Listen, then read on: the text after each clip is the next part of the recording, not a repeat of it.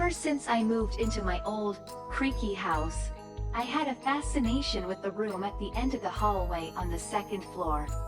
Something about it gave me the creeps, but that's exactly why I wanted to know more. The previous owners were an elderly couple who had passed away, and their children were quick to sell the property. According to them, the room was just a simple storage space filled with old heirlooms. But you know how it goes. Rooms in old houses always have more tales to tell. The first couple of weeks went by smoothly. I spent most of my time unpacking and getting settled in. That room, though, it kept calling out to me. Sometimes, late at night, I'd hear faint whispers coming from that direction. Just my imagination, I told myself. One evening, my curiosity got the better of me. The sun had long set, and a thunderstorm was brewing outside. The setting was almost cliché for what I was about to do. Open the room that had so captivated my imagination. I walked down the hallway, my bare feet creaking on the wooden floors. The door was unlike the others in the house. It was a solid oak door with an old-fashioned doorknob that looked like it had been crafted a century ago. Taking a deep breath, I inserted the key and turned. To my surprise, the door opened with ease, revealing a room covered in dust and filled with trinkets, old furniture, and books. I stepped inside, my flashlight illuminating the forgotten relics of someone else's past. For a few minutes, it was fascinating.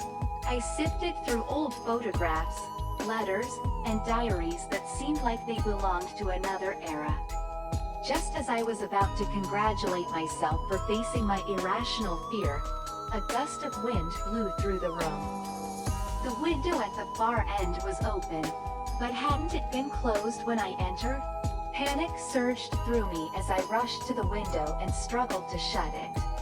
That's when I heard it, the soft giggle of a child coming from behind me. I whirled around, but there was nothing. My flashlight flickered, and my heartbeat raced in my chest. I could feel something, someone, watching me. In a bold move, or perhaps due to sheer fear, I called out, "Who's there?" No answer. Again, I commanded, "Show yourself." Still nothing.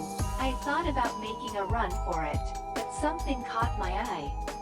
One of the old photographs on a dusty shelf had changed. I could swear it was a picture of the elderly couple before, but now it showed a little girl, eyes pitch black, staring right into the camera, as if she was staring into my soul. My flashlight flickered again, and for a split second, everything went dark. When the light returned, the room had changed. It was no longer a storage room but appeared to be a child's room, decades old by the look of it. Ancient toys were scattered around, and a tiny bed stood in the corner, its sheets untidy and worn out. "Welcome to my room," a voice whispered in my ear. I screamed, dropping the flashlight, and it immediately went out. I was enveloped in complete darkness. Frantically, I fumbled to find the flashlight on the floor, but something, or someone, grabbed my hand. I screamed again, pulling my hand back as if burnt. The door, which had been wide open before, slammed shut, and I could hear the key turning in its lock. I was trapped. "Let's play," the voice giggled, but it was no longer childlike. It was dark, sinister. I felt something sharp prick my ankle and realized I was no longer alone. My heart pounding in my chest, I found a corner and sank into it, my eyes straining to see in the pitch darkness. It felt like hours, but it was probably only minutes, when finally, the door creaked open.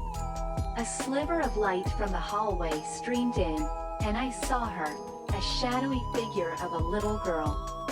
She looked at me with her pitch-black eyes and said, "You can go now. But you'll be back. They always come back," Suddenly, everything went bright. I found myself standing in the middle of the storage room. My flashlight lay at my feet, still on. The room was exactly as I'd first found it, filled with old furniture and heirlooms. The photograph of the elderly couple was back in its place. I ran out, slamming the door behind me, and I never went back in. I moved out of the house the very next week, but even now, years later, I can still hear that giggle, still feel those pitch black eyes watching me. You see, rooms in old houses do have tales to tell. Some tales are better left untold.